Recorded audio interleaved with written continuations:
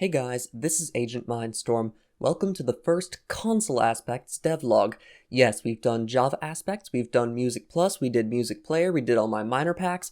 Now it's time for the last major pack, console aspects. Basically, if you don't know what it is, it's like Java aspects, but for console edition. So a lot of the features are the same across both packs, but instead it focuses on making Bedrock look like the legacy console versions like Xbox One Edition. Personally, I actually like this pack more than Java Aspect because I'm just generally a console person, but since console's not getting updates, a lot of the new features don't get touched in it, which saves me some time. However, you might find that this video talks more about Java Aspects and other packs than console aspects, and that might be a little disappointing to you, but I'll explain that later. For now, let's go over what I've actually done in console aspects over the last 2 weeks. The very first thing I did was I started with texture features from Java Aspects 5.0.0 that matched in console edition, so like grass and ferns at a distance, random rotation stuff. A lot of the changes actually went backwards from Java edition, where on Java I was like, oh look, they updated the weather projectile skull texture, so I should update it in Java Aspects. In console aspects I'm like, oh no, they updated the wither projectile texture, now I have to add the old one to console to keep it consistent. I actually updated all the fogs in console aspects, just like I did for Java aspects at the start. That means all the biomes, including underwater fog, now match console. So on console, underwater fog's a lot shorter, and that might be annoying to some people, but the goal of this pack is to match console as closely as possible, and not giving the distance of fog would kind of mess with that. I've also ported all the particle changes from the last Java aspects update, so just all the bug fixes, all the updates. They're in console aspects now. I recreated beds and shulker boxes in console aspects to match the exact colors from Java. I've done this like 2 or 3 times by now, but this time I used the color codes from the actual console edition files, so it's as accurate as it's ever going to get, which is to say 100%. Since I redid them using the Bedrock bed texture instead of the Java bed texture, so now it works when you use another texture pack. It doesn't break the bed like this. The other stuff I did was all related to minigame sounds, so I standardized minigame music naming, and I changed all the Glide song file names to actually match their names, because if you didn't know, the Glide soundtrack was officially released a few months ago, so I went and updated all the relevant file names in console aspect. The music player integration with console aspects plus is not complete yet. More interestingly, even if you're not on console aspects plus, you're getting this next feature, which is all minigame sounds from console edition in the files. So if you are using commands to make a map, you can just throw console aspects on your map as a world resource pack, and then you can play all the minigame sounds from commands. So like the battle celebration sound, the tumble countdown sound, the glide point sounds, literally any sound from minigames can now be played through commands when you're using console aspects. It's pretty fun to do, just to be like, oh, I remember that sound, that's when you go through a thermal in Glide, or something else like that. And unfortunately, that is where the list of things I've added to console aspects ends. Now we're going to transition into Java aspects, and the reason that I worked so much on Java aspects for this console aspects video is because Minecraft developers have continued to update the game. Since Java Aspects 5.0.0 came out, frogs have been added, tadpoles have been added, frog lights have been added, a bunch of other stuff like iron golem cracking has been added. So Java Aspects needs to stay up to date as well. So the very first thing I did was I went and added full frog feature compatibility. The spawn eggs now look normal, the spawn egg names now look normal, the frog lights are now shaded in inventories, that sort of thing.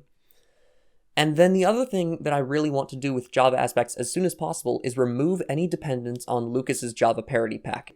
It works without it fine, but there are some features in the parity pack that Java aspects does not have, and I want to get them all in there so that Lucas's pack can be obsolete as soon as possible. And I know that sounds mean to say, but Lucas is not updating that pack anymore, so it's better to preserve the features in Java aspects than just let them be forgotten completely. One such Lucas feature is entity overlay colors, so burning entities now look normal. Hurt entities are no longer so red that you can't even see their texture anymore. Glow squids, for some reason they have not smooth body lighting. I don't even know how the developers messed that up, but it's something that Rainvey fixed in Multipixel, so I ported that change over to Java aspects. And now, for everyone's favorite topic, held item positions. I know it seems like held item positions are an endless time sink, and they have been for quite a while, but we're so close to reaching the end now that I'm just going to get the rest of it done in this update. So for starters, pointed dripstone item posing is now complete. That's something that I meant to have in 5.0.0. I just didn't have time and I didn't want to delay for pointed dripstone item positions, because who really cares about that? But now it's finished. So all player item positions now match Java. I also added villager item positions when you're doing visual trading, like when you hold up an emerald to a villager and they hold an item. Now their item is held nicely instead of at a disgusting angle. Witch potion position is also planned, but that is not in yet. And once that's done, all the item poses from every entity in the entire game will be in Java aspects, and it'll actually be fully complete. Except for slim skins, which are still broken a little bit, but that seems more like a bug than something that I need to worry about in Java aspects. Then there are a few things that I just needed to fix from 5.0.0 that I didn't want to port into console aspects because they were actually broken. There were some unused overlays that I removed. I accidentally removed cold strider textures, but it turns out that they weren't brought up to parity in Bedrock. I thought they were, so I added them back. Weeping vines were listed as being removed in the changelog, but they actually weren't, because they did not get updated on Bedrock, even though I thought they did, so they're staying in the pack. The trade menu had some item icon sizing issues, fixed those. Blue ice was shaded twice in the trade menu, fixed that. Rideable entity inventories like horses, donkeys, llamas, the chest was missing on the icon tab for some reason, fixed that. Marketplace notifications would appear, but there wouldn't be any text in them. Now they're actually fully removed. Locked map textures weren't compatible with other resource packs. Now they are. And the raid victory and raid defeat texts added in the beta weren't supported in Java aspects. Now they are. And that change comes courtesy of Crizzelt. Thank you, Crizzelt. I had to add item compatibility for 1.19 items like frog spawn eggs and tadpole buckets, skulk veins, all that stuff now is held correctly. I added missing cave fog files because I forgot to add fogs for the lush caves and dripstone caves. Now they're in the pack. And finally, this is the last thing in Java aspects that I did. I actually quite like this. I'm adding more zip files, so there are more configurable features in the pack. The enchantment glint was apparently like a gateway drug for this. So these are optional features that players can enable if you go into the pack files, find this zip, right-click, and click Extract to Current Directory. They're all in the main resource pack folder next to the changelog and command list and everything else. These are things that I wouldn't want to include in aspects for everybody, but a lot of people might want them anyway. So for example, armless armor stands. It hides the arms on armor stands until you give them an item. That's a feature from Multipixel. And then the rest of the features here are actually from Lucas's pack. Dark forests, or roofed forests as they're still known, have normal colored grass on Bedrock for some reason. You can change that with one of these zips. If you extract it, it will add dark forest grass that matches roofed forests. However, normal forests also get this color, so if you're in a dark forest, if your base is there, you probably want to use that. If you don't go in dark forests very much, don't use that. Enderman eyes, they're just not 100% accurate to Java, because there's no way to get them to be 100% accurate to Java. But if you want the version from Lucas's parody pack, just unzip it. And also, removing the vignette is another feature from Lucas's parody pack that is actually an OptiFine feature, but a lot of people want it anyway, so boom, in a zip. Again, I'm just trying to get as many features from Lucas's pack into Java aspects so it can be totally obsolete. I don't want anyone to be able to complain that Lucas's pack does something my pack doesn't. I want to have it 100% integrated, so everything will work forever. That's the end of my Java aspects modifications. You can see it's mostly just fixing stuff from 5.0.0 that I need to fix. There are a few other bugs, like clicking on the trading buttons is way too hard. Like, you have to click the very edge. I don't know why. There's also some stuff from fixed vanilla that I would like to add, just quickly.